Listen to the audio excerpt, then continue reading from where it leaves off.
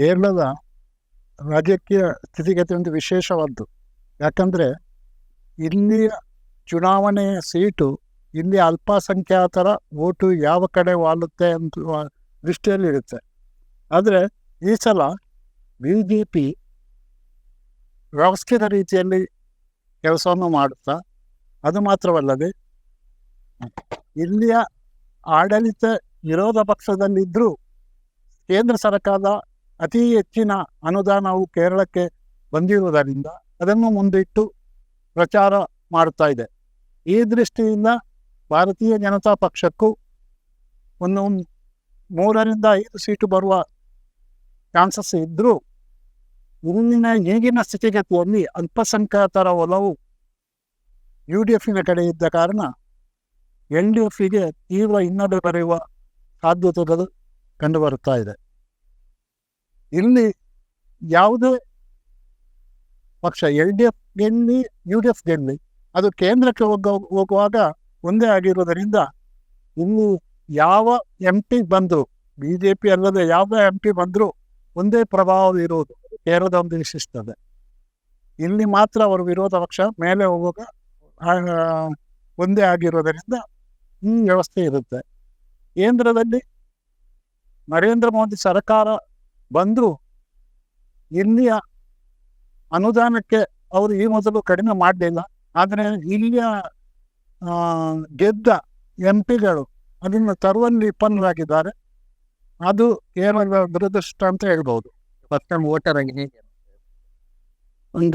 ಒಂದು ಉತ್ತಮ ನಾಯಕನನ್ನು ಆಯ್ಕೆ ಮಾಡುವಂಥ ಆಪರ್ಚುನಿಟಿ ಅಂತ ಮತ್ತೇನಿಲ್ಲ, ಒಂದು ಎಕ್ಸೈಟ್ಮೆಂಟ್ ಒಂದು ಇಲ್ಲ.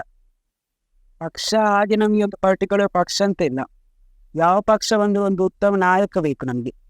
ಕಾಸರಗೋಡು ಅಂತ ಹೇಳಿದ್ರೆ ಮನೆಯಲ್ಲಿಗಳು ಒಂದು ಪೂಡೆಗೆ ಬಿಸಾಕಿದಂಥ ಒಂದು ಕಸ ಸರಿಯಾಗಿ ಹೋಗ್ಬೇಕಾದ್ರೆ ಮೊದಲಿನ ಒಂದು ದಕ್ಷಿಣ ಕನ್ನಡದ ಪಾರ್ಟ್ ಆಗಿತ್ತು. ಆದ್ರೂ ಕೂಡ ಈಗ ನಮ್ಮನ್ನು ಎಂತ ಒಂದು ಗಮನ ಕೊಡುವುದಿಲ್ಲ ಮಲಯಾಳಿ.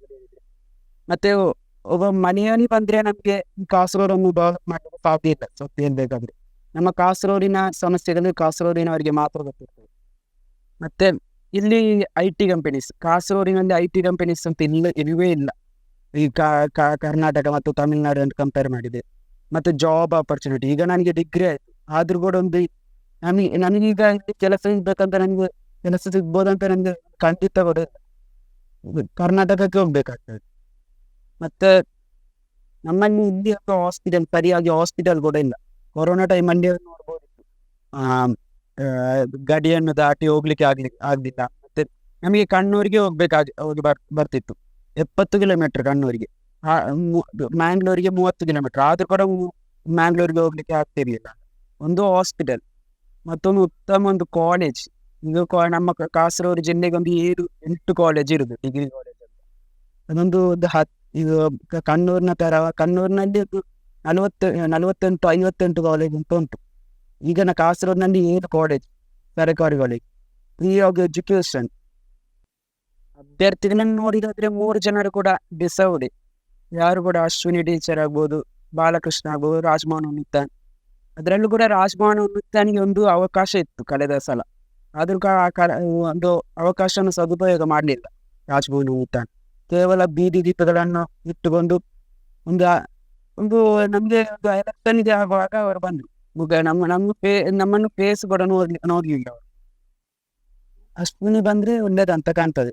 ಅವರ ಟೀಚರ್ ವೃತ್ತಿಯನ್ನು ಬಿಟ್ಟು ಇಲ್ಲಿ ಬಂದು ಒಂದು ಎಲೆಕ್ಷನ್ ನಿಂತು ಇಷ್ಟರವರೆಗೆ ಇಲ್ಲಿ ಬರೋದು UDF ಮಾತ್ರ ಬರೋದು, ತಪ್ಪಿದ್ರೆ LDF. ಇಲ್ಲೇ ಇದ್ರೆ UDF ಆಡಳಿತ ಇರುವಾಗ LDF ಬರ್ತದೆ, LDF ಆಡಳಿತ ಇರುವಾಗ UDF ಬರ್ತದೆ ಅಂತ. ನಮಗೆ ಸ್ಟೇಟ್ ನ್ಯಾಷನಲ್ ಇದರದ್ದು ನಮಗೆ MP ಬಂದಿರುತ್ತೆ, ಅದು ಇದು ಅಂತ ಯಾವ ಪರಿಸ್ಥಿತಿ ನಮ್ಮ ಈ ಕಾಸರಗೋಡು ಜಿಲ್ಲೆಗೆ ಅಂತೇಳಿ ಸಿಗುವ ಯಾವ ಇದು ಅದನ್ನು ಸ್ಪಷ್ಟವಾಗಿ ಹಾಕಿ. ಇದರಿಂದ ಹೇಳುವುದಾದ್ರೆ ಆ ಕೊರೋನಾ ಬಂದ ಟೈಮ್ನಲ್ಲಿ ನಮಗೆ ಔಷಧಿಗೂ ಕೂಡ ಯಾವ ಫೆಸಿಲಿಟಿ ನಮ್ಮ ಜಿಲ್ಲೆಯಲ್ಲಿ ಬಂದ ಜನಸಾಮಾನ್ಯರಿಗೆ ಸಿಗಲಿಲ್ಲ. ಅಂದರೆ ಕರ್ನಾಟಕಕ್ಕೆ ಔಷಧಿಗೆ ಅಂತ ಹೋಗುವಾಗ ಅಲ್ಲಿ ಚೆಕಪ್ ಆಯಿತು, ಅಲ್ಲಿ ಬೇರೆ ಕಡೆಯಿಂದಾಗಿ ಎಷ್ಟೋ ಜನರ ಜೀವ ಹೋಗಿರ್ತದೆ. ಅಂಥ ಸಮಸ್ಯೆಯನ್ನು ನಮ್ಮ ರಾಜಕೀಯ ವ್ಯಕ್ತಿಗಳದನ್ನು ಯಾರೂ ಗಮನಕ್ಕೆ ತೆಕ್ಕೊಳ್ಳಬೇಕು. ಚುನಾವಣೆಗೆ ಮಾತ್ರ ಜನರನ್ನು ಸಂಪರ್ಕಿಸ್ತಾರಲ್ಲದೆ ಬೇರೆ ಯಾವ ರೀತಿಯಲ್ಲಿ ನಮ್ಮ ಒಡನಾಟ ಇರುವುದಿಲ್ಲ. ನಮಸ್ಕಾರ. ಖಂಡಿತವಾಗ್ಲೂ ಈ ಕಾಸರಗೋಡು ಎಂಬುದು ಒಂದು ತುಳುನಾಡಿನ ಪ್ರದೇಶ. ಇಲ್ಲಿಂದ ಪಂಚಭಾಷಾಕ್ಕಿಂತ 5 ಭಾಷೆಕ್ಕಿಂತ ಜಾಸ್ತಿ ಭಾಷೆಯನ್ನು ಮಾತಾಡುವವರು, ಸರ್ವಧರ್ಮದವರು ಕೂಡ ಇರುವಂತಹ ನಮ್ಮ ಈ ತುಳುನಾಡಿನ ಈ ಮಣ್ಣು. ಬಹುಶಃ ಕಳೆದ ವರ್ಷ ಕಾಂಗ್ರೆಸ್ ಇಲ್ಲಿ ಆಡಳಿತ ಮಾಡ್ತಾ ಇತ್ತು ವಿಡಿಯೋಸ್.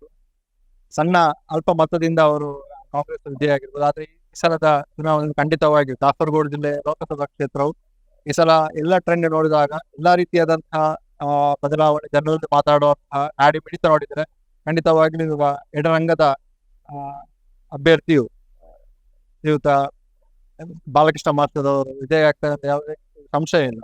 ಯಾಕಂದ್ರೆ ಕಳೆದ ಟರ್ಮಿನಲ್ಲಿ ಏನೋ ಒಂದು ನಿರೀಕ್ಷೆಯನ್ನಿಟ್ಟು UDF-ನ ಐಕ್ಯರಂಗದ ಅವರನ್ನು ಚುನಾಯಿತ ಮಾಡಿದ್ದಾರೆ.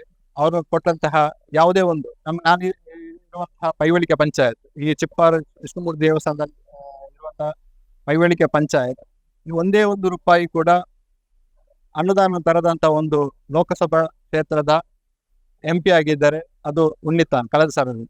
ಆದ್ದರಿಂದ ಖಂಡಿತವಾಗಿ ಪೈವಳಿಕೆ ಪಂಚಾಯತ್ ಅಲ್ಲ, ಮಂಜೇಶ್ವರ ಈ ಭಾಗದ ತುಳುನಾಡಿನವರು ಅತ್ಯಂತ ಹೆಚ್ಚು ಬಹುಮತ ಮತದಿಂದ ಖಂಡಿತವಾಗಿಯೂ ನಮ್ಮ ಲೋಕಸಭಾ ಸದಸ್ಯರಾಗಿ ಬಾಲಕೃಷ್ಣ ಮಾಸ್ಟರ್ ಖಂಡಿತವಾಗಿ ಬರ್ತಾರೆ.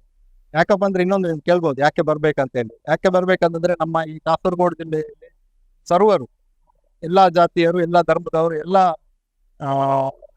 ಸರ್ವ ಧರ್ಮದವರು ಇಟ್ಟುಕೊಂಡು ಮತ್ತೊಂದಿನಂದ್ರೆ ನಮ್ಮ ಕಳೆದ 3 ಟರ್ಮ್ನಲ್ಲಿ ಆದಂತಹ ಪಿ ಕರುಣಾಕರನ್ ಅವರು ಮಾಡಿದಂತಹ ಸೇವೆ ಹಾಗೂ ಪಿ ಕರುಣಾಕರ್ ಅವರು ಕೊಟ್ಟಂತಹ ಉಜ್ವಲವಾದಂತ ನಾವು ನೋಡಿರ್ಬೋದು. ಈಗ ಚಿಪ್ಪಾರ್ನ ಇಲ್ಲೇ ದೇವಸ್ಥಾನದ 1.5 ಕಿಲೋಮೀಟರ್ ಹತ್ತಿರದಲ್ಲಿ ಇರುವಂತಹ ಲೈಬ್ರರಿ ಕೂಡ ಅವರ ಅನುದಾನದಲ್ಲಿ ಆದದ್ದು.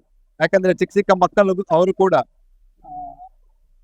ಓದ್ಬೇಕು, ಪುಸ್ತಕಗಳನ್ನು ಓದಿ ಜ್ಞಾನವನ್ನು ತಿಳಿಬೇಕಂತ ಉದ್ದೇಶದಿಂದ ಅವರು ಕೊಟ್ಟಂತ ಕೊಡುಗೆ ಇಲ್ಲೇ ನಮ್ಮ ಚಿಪ್ಪಾರು ದೇವಸ್ಥಾನ ಹತ್ತಿರಲ್ಲೇ ಇರ್ಬೋದು.